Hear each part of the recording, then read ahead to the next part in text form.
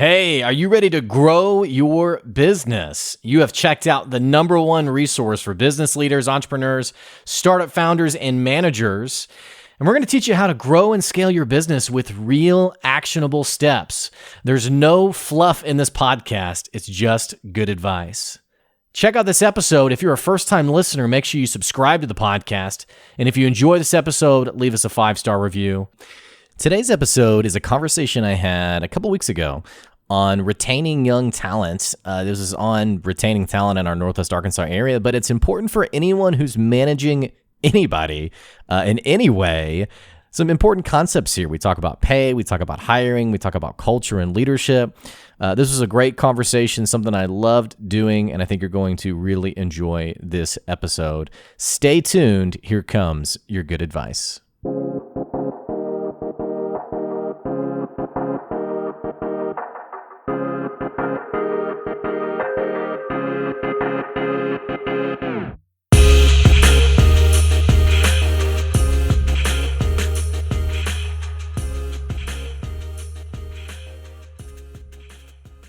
Thank you so much for tuning into the Spotlight Series Leadership and Retaining Young Talent. The Rogers-Lowell Area Chamber of Commerce is committed to keeping our members and our community informed on recent developments and bringing you the Spotlight Series.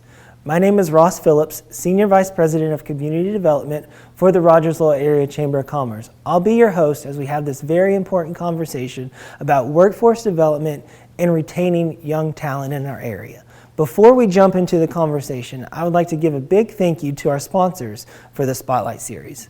Presenting sponsor, Ritter Communications. Gold sponsor, Craft and Toll. And our host sponsor, American Electric Power Foundation and Cushman and Wakefield Sage Partners. Thank you for all your support and all you do for our chamber. Joining me today in this discussion is my good friend Blake Benz. Blake is the owner of Good Advice, a company that grows and scales businesses from the new entrepreneur to seasoned execs. Good Advice shows businesses how to get more customers and run a sustainable, successful, scalable brand. Blake also hosts the Good Advice podcast. It's a top 50 podcast in the United States or something like that. So he's Someone listens to it, I guess. He's kind of known a little bit. Yeah. Blake, you're located here in Fayetteville. You live there with your wife, Joy, and your daughter, Marley? Maylee. Maylee, sorry about that. Hey, it's okay. We also have a dog named Sadie, and my wife pointed out that she is also part of the family. So I have to make sure that that's, The dogs are definitely the most important thing here. Well, Blake, thank you so much for being here today, joining us with this conversation. A lot has kind of happened over the past 18 months. I mean, you think about COVID, that threw a big wrench into the workplace, the workforce. Kind of, how are things looking today? I know you're out in the community a lot, talking with these business leaders. What's kind of the pulse of the community right now? Well, before I answer that, I want to tell you, first of all, thanks for having me today. I really appreciate it. And I love what the Chamber's doing in terms of trying to get content out there that helps our businesses. We spend a lot of time talking about, how do we reinvest in our local businesses? And it can be a bit of a marketing spin sometimes. And so I just love that the Rogers-Lowell Chamber is actually doing the work to help our businesses. Because anyone who's lived here in NWA, we know how special this place is. And so naturally we want to see the place flourish. Getting back to your question, how COVID has affected businesses, I think some people would answer that question with just the simple word of bad. It's been kind of a wild run for a multitude of businesses. I think some people would be surprised to know that actually some businesses have flourished during COVID.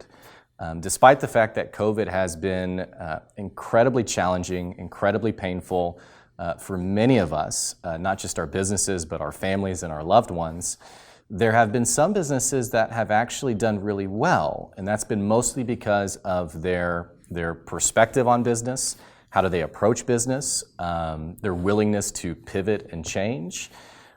Despite that, though, it is a bit of a bleak overall business environment right now. We know that of all of your employees, only about a third of them are actually showing up passionate and excited on a day-to-day basis. That means 2/3 of them are just watching the clock. Now, some business owners would hear that statistic and they'd say, well, I'm going to find out who those 2/3 are and get them excited. And that's really the wrong approach. We'll talk more about that as we have our conversation today.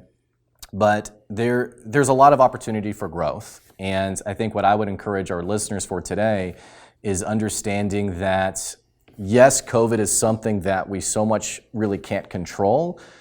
There are still things that we can control to help our business continue to do really well, despite the circumstances. Yeah. And one thing that you can really kind of control, you touched on it a little bit, is the people and the culture that you have within your organization. I know we'll get into that a little bit more, but you kind of hit on it a little bit.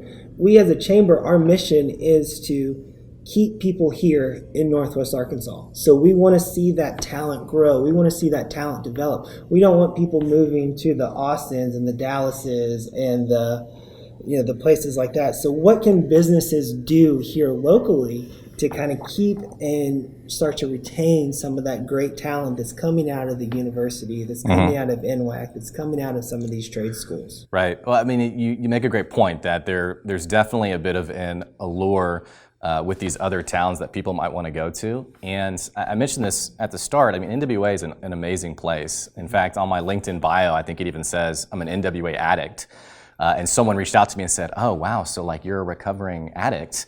And I was like, well, it's just, what is NWA? And I was like, okay, this is awkward now. Maybe I need to change this. Actually, it's just where I'm from. But many of us who live here, we know how special it is. And I think that's also fun talking with people who are transient, like they're only here for a season, like maybe they're coming in for a temporary executive role at one of our big companies here, and they realize how amazing it is. The answer is a bit complicated in the sense of there's a lot of moving parts with it. I think the most important thing as like an overarching answer is people understanding that when we talk about investing in your people and making people part of the most important part of your business, there has to be an actual deliberate strategy built around retaining talent. We have a marketing strategy, we have a go-to-market strategy, we have a lot of conversations in the business on how do we be more competitive, how do we be more innovative, how do we keep our ear to the ground in terms of the latest, greatest trends that are happening. We have to take that same intentionality and apply it to retaining our people. And that makes sense when we hear that. Right. But on a day-to-day basis, many of us as business owners, we aren't actually doing that. What's typically happening is we say we love our people is our most important asset, and it's really pretty in terms of like a marketing statement. Right. But then good on the wall. It looks really great on the wall. Right. Yeah. And then, or you get the email where the boss says, thank you for all that you do. And unfortunately, now it's become kind of a cliche. You have people that you talk to who they see that line of the email that says, thanks for all that you do, and they roll their eyes because we're not actually doing the work that's involved in valuing our people. Right. I think I seen a meme on your LinkedIn page. It's like the boss comes in and it's like a hand above water, like, hey, let's give everyone a pizza party. Yeah. It's like low wages, exploitation. I'm basically miserable here, and the boss is like, pizza party. And it's like, here's what's. I like posting stuff like that because, it gets me a lot of traction, but it's also a little bit sad because everyone can relate to it. And I think what should bother us as business owners is why has that become the norm? Like that, it shouldn't be a meme. It should be that gets posted and people are like, what business do you work for? Yeah. Right? But instead we're all kind of like, oh yeah, I know that boss, I know that business. And sadly, some of us are thinking, I'm in that business right now. Yeah. So. And that kind of starts to hit on like the culture. And culture gets mentioned so much right now. It's been a buzzword for a long time. What is culture and how does it really play a role in today's businesses? We talk about it here at the Chamber all the time. We're trying to build a culture that people want to come to work. We're trying to build a culture here in Northwest Arkansas where people want to stay, want to live here. But How does that culture really translate into the day-to-day where it's not just a one-liner, or an email, or a pizza party on Friday or something like that? Right. Well, I think, like I mentioned earlier, I think culture has become a bit of a cliche term. Meaning, we really like talking about it, but we don't. It's kind of like customer service. Like you talk to every business about like, well, what makes your business special? And they say, oh, well, we have great customer service. Yeah. But you and I both know if we were to talk about the businesses that we truly had a memorable customer service experience, it'd probably be on one hand, or maybe 10 total, and yet everyone's talking about customer service. So there's a disconnect there. The same thing's happening with culture, where many of us, we like to talk about, oh, we have a great culture, we care about culture, and yet a lot of our employees in our country aren't actually experiencing what it really means to be part of a great culture. So let's talk about what exactly culture is. Culture is, literally putting it simply, it's what it's like to work here. It's the attitudes that are present in the business. It's the perceptions that the employees have about the value of their work, and more importantly, the value of themselves in the eyes of their bosses. It's what they believe about the business as a whole and their place in it. We like to make these things seem, we like to make culture seem like it is this very much fluffy, it's so fun to work here. And I've talked to people where I've said, like, how have you invested in your culture? And they say, oh, we have beer on tap. We, bring your dog to work. We have an arcade. And they'll name off like the thousands of dollars that they've spent in investing like in the infrastructure of their building. Yeah. But at the end of the day, those things are just perks. They're not what drive culture. And actually, statistically speaking, they don't drive engagement in your employees. You would think that they do, because it's like, think that. It's like, oh, it's a cool place to I'm going to go there. I'm done with work for the day. Let me grab a beer. Well, unfortunately, that actually doesn't drive engagement. In fact, there are people who are just as unhappy in those work situations as people who don't have all the perks and the pizzazz. And that's because at the end of the day, it's not about the perks. It's about what the bosses are doing in communicating value to their people. That's why business during COVID has been so interesting, is because so many people, especially people who've reached out to myself and Good Advice, the business that I work with, or own, it's interesting how many people have reached out and been like, hey, I need to invest in my culture now. And I think, well, you've kind of missed the boat. Investing in the culture would have been great 18 months ago. Now you're trying to sort of salvage a burning building with a pizza party. And it's like, it doesn't work so much. And not to say that it's not necessarily too late to ever work on culture. But the people who understand this concept, they do understand how grueling and tiring it can be to really invest in your culture. But that's just like how you would handle a marketing strategy, or if I'm gonna get more customers, it's a lot of work. It's the same thing with your people. It takes a lot of work, it takes a lot of energy, and it's not done easily. Right. It seems like there's that big disconnect between like saying, hey, we have this strong culture, and then actually having that culture. Why do you really think that disconnect is there? I think it's two things. And I love that you mentioned the disconnect, because this is actually one of the most common things that I see with business leaders I work with today. It's a disconnect that is tangible to everyone but the person in charge of the business. And this is characterized by, for example, like you ask the business owner, hey, what's it like to work here? And the business owner says, oh, it's amazing. It's so great. It's such a special place. It's wonderful. You'll come here on a Monday morning and it's like walking on clouds. It's just amazing. And then you go into like a frontline employee's office, or you go to their desk and you ask them, hey, what do you think? And now there's like a rainstorm and it's like, oh, I'm miserable here. And it's the feeling of Sunday night, which a lot of us can relate to, that feeling of Sunday night of, I don't want to go to sleep because I don't want to start the work week. So how do I delay? I remember working for a business like this, and I had to be up at 4:30 in the morning on Monday morning, and it's 10 o'clock on Sunday night, and I'm like desperately thinking about like, do I need to put a movie on? Like, how do I extend Sunday night even more, because I don't want to start this work week. And that disconnect is often present because you have leaders at the top who aren't willing to have honest conversations with their employees. I can't tell you how many times I've been a third-person facilitator between a CEO and their staff people, where the CEO says, hey, what's it like to work here? And they get some really honest truths. They get some hard truths. I've seen some leaders walk out of that room saying, wow, this was really amazing. This really opened my eyes. And I've seen some leaders walk out saying that could not have gone worse, because they didn't get their ego stroked. Right. It wasn't like, oh, hey, this place is amazing. I think of one time, for example, I was talking to a group of leaders of a business, and they were complaining about their frontline employees, and they were saying they're so entitled, really just characterizing them as pretty self-absorbed in all these different things. And they were saying that one of the biggest pain points was that the employees were complaining about having to report to work at 8 a.m. And they said, don't they know it's a job? Don't they know like they work for us? And we're just having this conversation. And I just randomly asked, I said, well, what time do you all report to work? And it's an executive team of about 6 people. And they look at each other and they laugh. And one of them says, well, Julie, it's lucky if she's ever in here by 11 a.m. And someone else said, well, if it's a Monday, it's usually 10 o'clock. If it's a Friday, maybe it's noon. And I'm hearing this executive staff laugh about how late into the day they actually show up and start. And then they're complaining about the employees who are frustrated about being there at 8 a.m. And you wonder, how did this disconnect? I mean, is there any wonder why these employees are frustrated? Yeah, right? It's clear at that point. Right, but when you're in it though, it's hard to take an honest look in the mirror.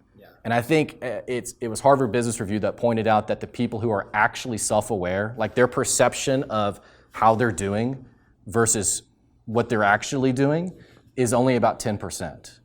And so only about 10% of us can really take an honest look at ourselves and recognize, hey, the image of myself I have in my head is not actually what people see me as.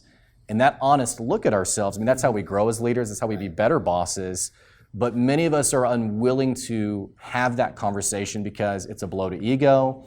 I think of one business owner, for example, who his business was essentially on the brink of bankruptcy.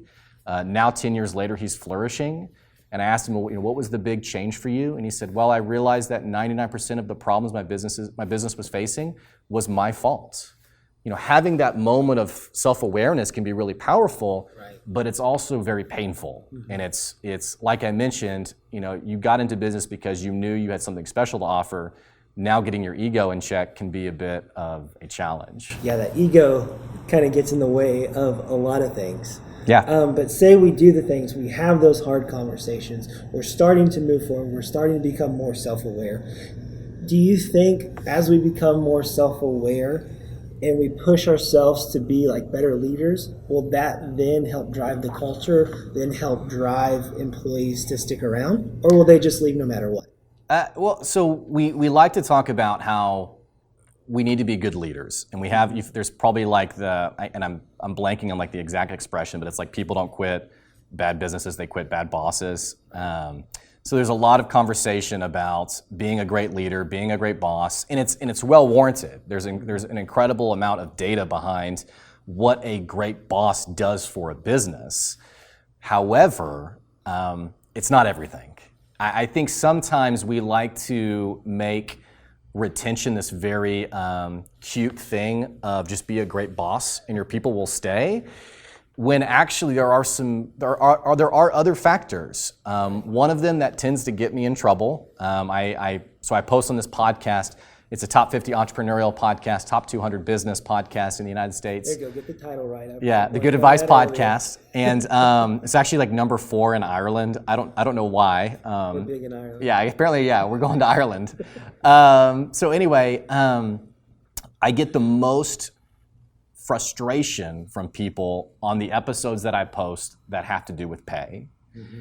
And I think it's because we really enjoy talking about just being a great boss, being a great leader, but not actually putting our money where we say our value is. Mm-hmm. And so one example of this would be, I was talking to someone who was hiring for a position, and she said, my budget is $35,000 for a starting salary for this person. And it was someone with like a master's degree, and I said, okay, well, what's the average base starting salary in this industry? And she said $70,000. So it was double of what she was willing to pay. Yeah. She was an amazing boss, I have no doubt. In fact, she was a great person to talk to. She really understood connecting with her people. But at the end of the day, I just don't know if I would ever be a good enough boss to convince my people to come work for me for half of what they could make somewhere else. Right. And today, in today's culture, we're actually facing a pretty significant hiring shortage. And the way people have answered that hasn't been like, you're not flipping through the channels and you see like this really like, NBC, the more you know, like be a great boss. What you actually are seeing are businesses that are raising their starting pay. Bank of America, for example, is moving their starting pay, I think, to $22 an hour. Costco, which is, they're doing very well right now, they've always been ahead of the curve in terms of their starting wages.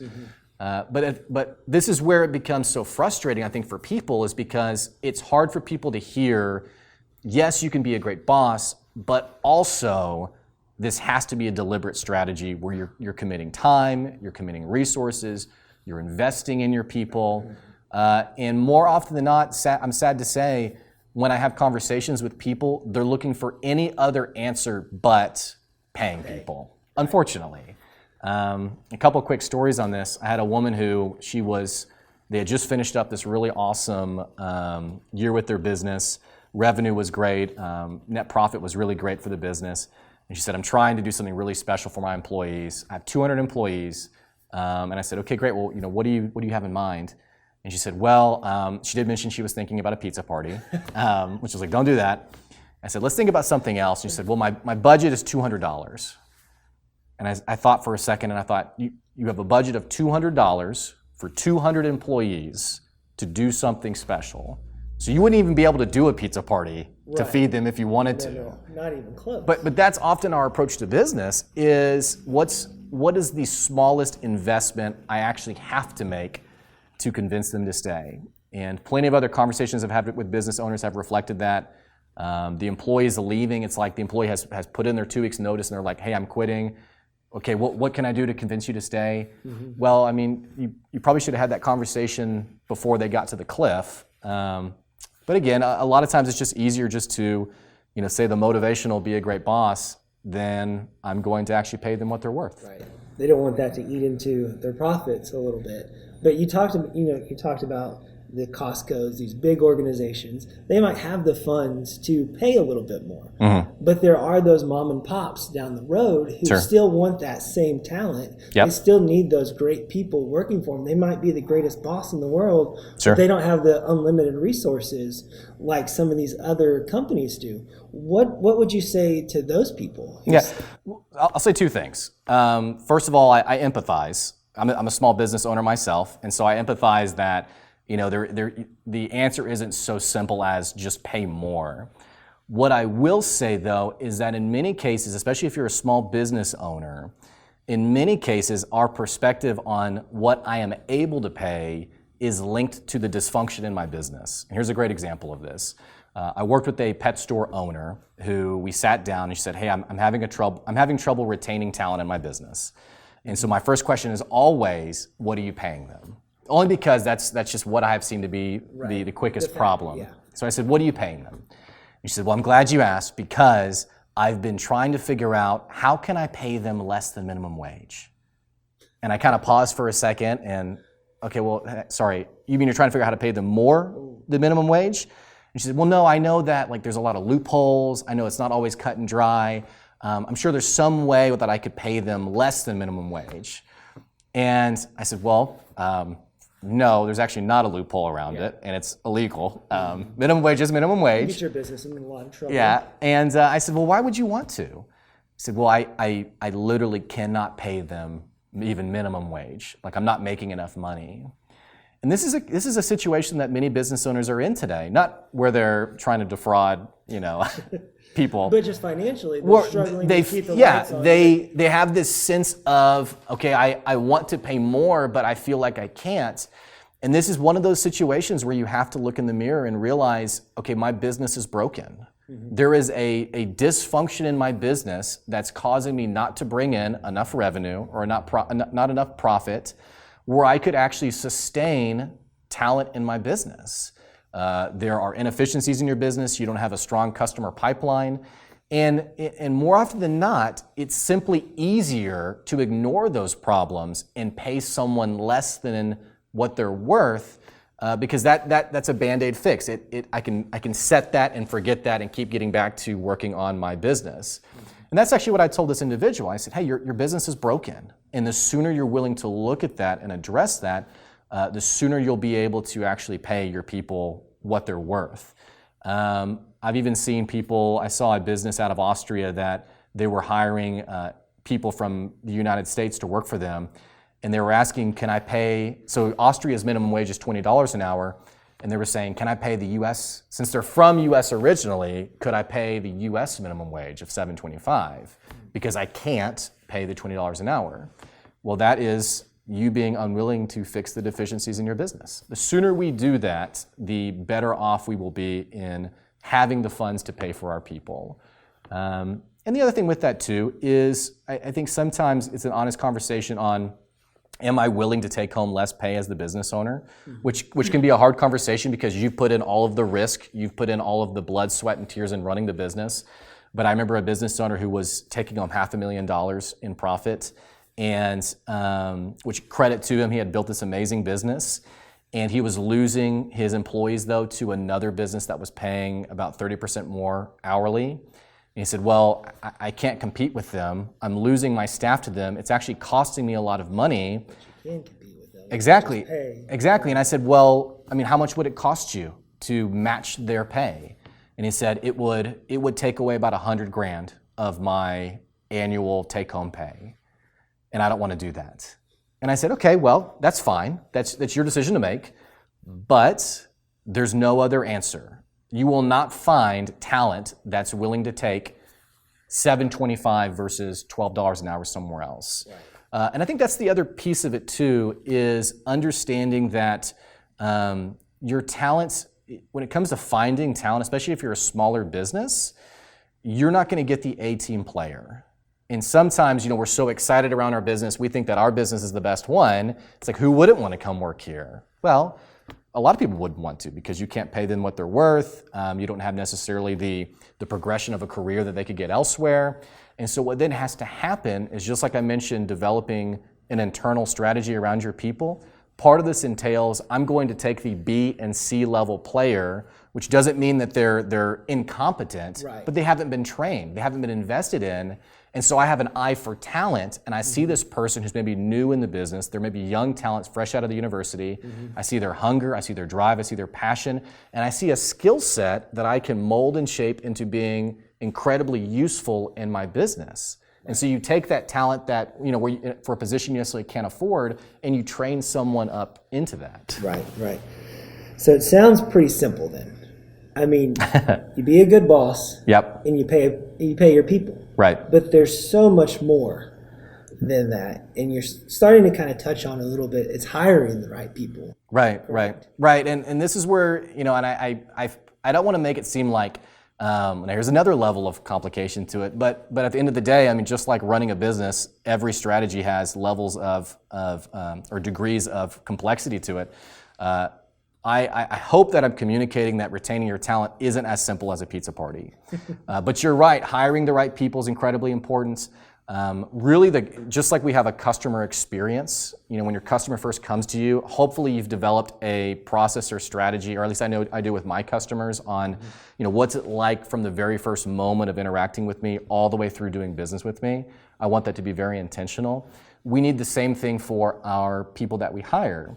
And I can't tell you how many stories that I've heard, you've probably heard as well, where someone shows up to report for work and it's their first day and they're like, hey, I'm here.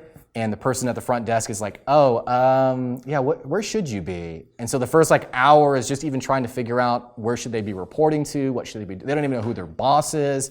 Maybe they're told someone is their boss and it's actually not their boss, it's actually someone else who's their boss. Right. This level of disorganization paints a very negative perspective in terms of that that employee experience, that makes it very hard for someone to feel valued in a business.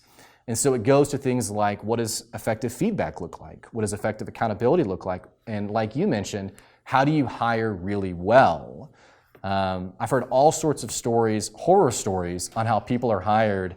A couple of my favorites, and I wish I was making these up, a couple of my favorites, one's called the dish trick, and one's called the laundry trick. And so the way it works, this was someone who on LinkedIn was basically giving advice. He said, hey, here's how I hire, and this will work great for all of you in terms of how you hire. And he said, basically, here's what you do. You bring in the applicants, you offer them a cup of coffee, and which, who doesn't love coffee? I love our local Onyx coffee. This is not sponsored by them, but feel free to sponsor the podcast, Onyx. But anyway, you offer them a cup of coffee, and you have the interview, and you have the conversation, all that goes with it. But then when the conversation's over, you wait to see, does the applicant offer to take the coffee mug and say, hey, where's your kitchen? I want to clean out the mug. Or I want to get rid of this mug, and thank you for offering it to me. Mm-hmm. And so this person who's giving advice says, if the applicant does that, if they take it upon themselves to offer to clean out the mug, then they are a fantastic hire. But he said, if the applicant doesn't, if he just leaves the mug on the table and gets up, thanks for having me, I really appreciate it, and they get up and they walk out, he said, don't hire this person. It means that they're self-absorbed, they're self-serving, they're not a team player. And I can't tell you enough how bad advice this is. Because your applicant might be nervous, might be thinking, I feel pretty confident, but I don't think I'm ever really that absent of stress and nervousness when I'm saying it in an interview. Right. And then the second story with that would be, it's very similar. It's called the laundry trick. It's you bring an applicant into a room where they're going to be interviewed, and you tell them just to wait 5 minutes, like someone will be in shortly. Mm-hmm. And on the table, you have a pile of freshly washed laundry, but in a pile. And if the applicant in that 5 to 10 minute wait takes it upon themselves to start folding the laundry and organizing it, that means they're a great hire. And if they don't, then once again, they aren't willing to get their hands dirty. Right? And I'm thinking, if I'm an applicant, whose dirty underwear is this? Yeah, why? If I walk into a job interview and there's laundry set on the table, I'm like, what is this doing? Yeah, what is this place? This is not my home. Can we put this in the dryer, because that's where it stays until I'm ready to wear it? Exactly. Well, and see, here's the deal: is we've made, it's just like with culture, we've become reliant on little hacks and tricks rather than putting in the hard work that comes with hiring people. I've even seen businesses where the applicant walks in and the person interviewing says, hey, I'm sorry, I haven't read anything about your resume. What position are you interviewing for? This level of disorganization, it doesn't speak much to the experience of this person being onboarded well, and it also doesn't give a great first impression where the person's going to think, wow, this place really values me. In fact, they're probably thinking, okay, I'll work here just long enough until the next best opportunity comes along. Besides the organization point, I've also seen businesses misunderstand their own value in their applicants' eyes. Mm-hmm. And so you have a business who, once again, thinks, we're amazing, we're awesome, and that may be the case, but so they overdevelop the hiring process where it is this long, lengthy process. One business I worked with, they bragged about their 9-month hiring process, and they said, it's really great. We have this interview, then we have a group interview, then we have a panel interview. And I'm thinking, what fantastic applicant's going to stick around for 9 months? 9 months is a long time, especially if you're not getting a paycheck. Exactly. Well, and especially during COVID, where there's actually a lot of options. People now can find hybrid work environments much easier, work from home environments.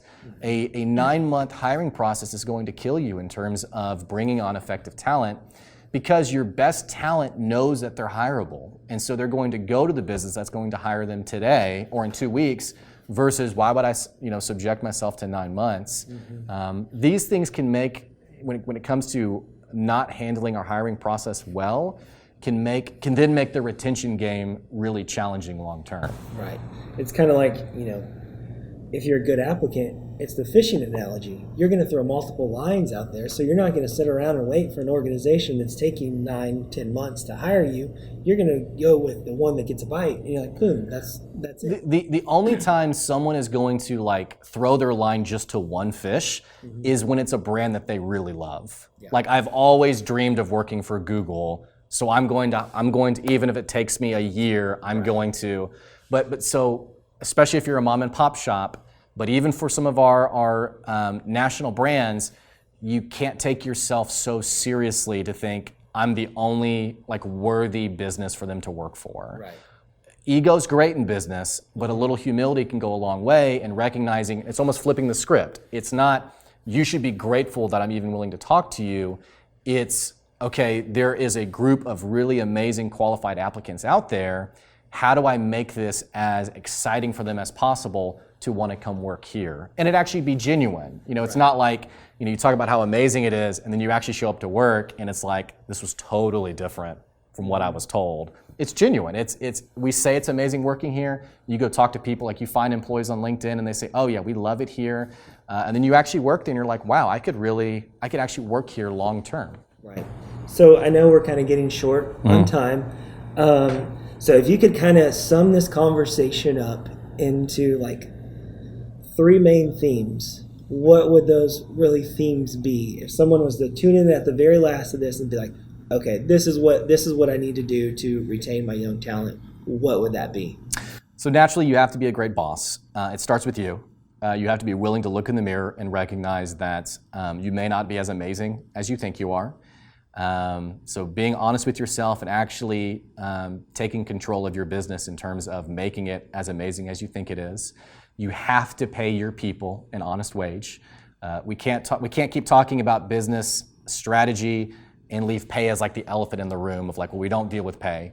You have to pay your people what they're worth, and it needs to be competitive. It needs to be intentional as a competitive strategy. And then you need to develop a retention strategy in your business that's deliberate.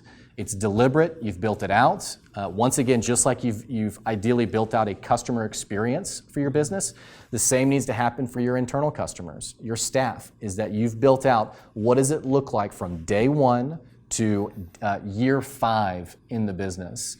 And if people listening want help with these kinds of concepts, I'm a very open book. I'm not the kind of person who, I'm not like, here's step 1 and step 2, buy my book, which I don't even have a book. But I'm very open. I mean, on the podcast, I'm sharing, here's literally what you need to do this.